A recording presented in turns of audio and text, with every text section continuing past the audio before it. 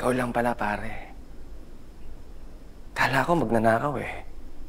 Make sense, pare. Kasi magnanakaw ka naman talaga eh.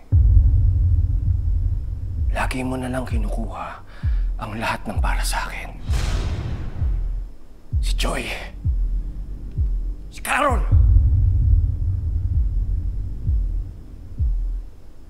You're sick, Dennis. Ano yun? A shrine? An obsession?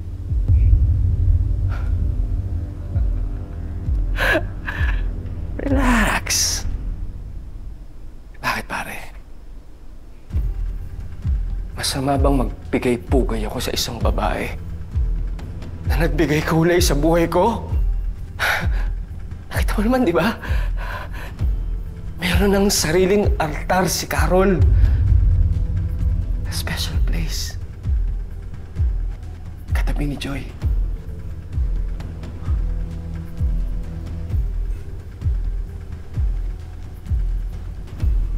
Eh, yung phone dito.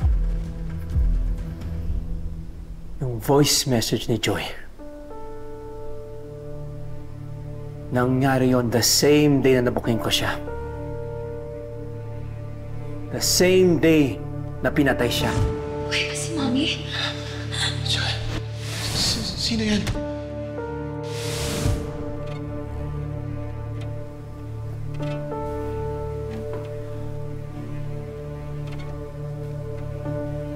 Nandun ka ba sa resort, Dennis? Pinuntahan mo ba si Joy that night? Who's there? Who's there? Napanood nating lahat that she was still alive when Carol left her to get help.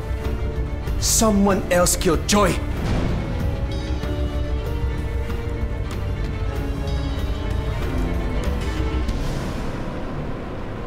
Was it you, Dennis?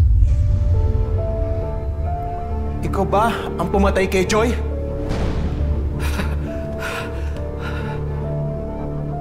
Careful ka lang, pare. Ha? Grabe naman yung pag-accuse mo sa akin.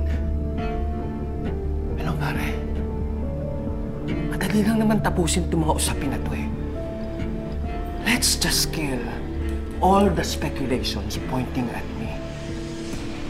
Starting with you!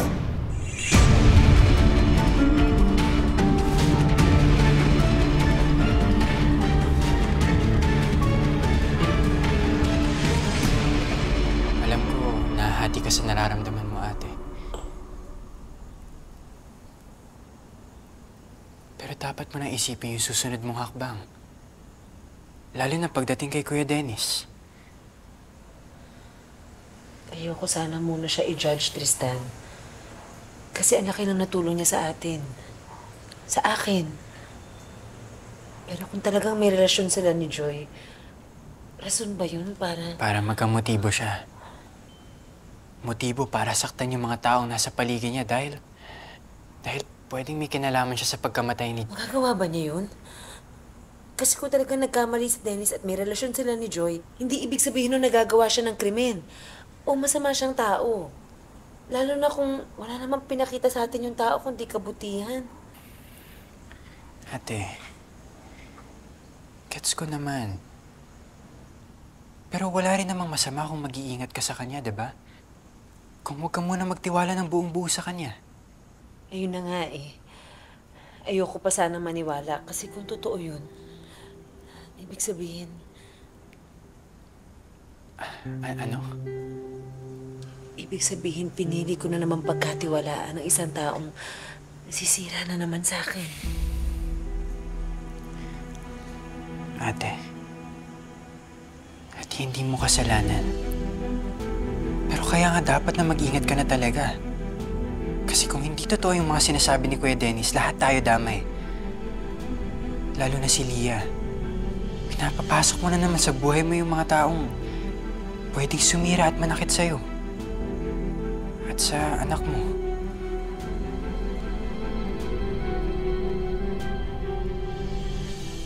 So it really was you. Dennis, ikaw ang pumatay kay Joy?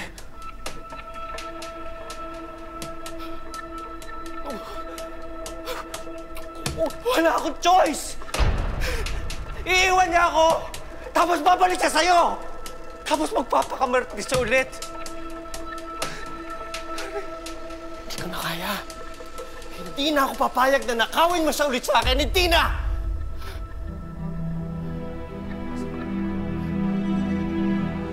Hayop ka! Hayop ka!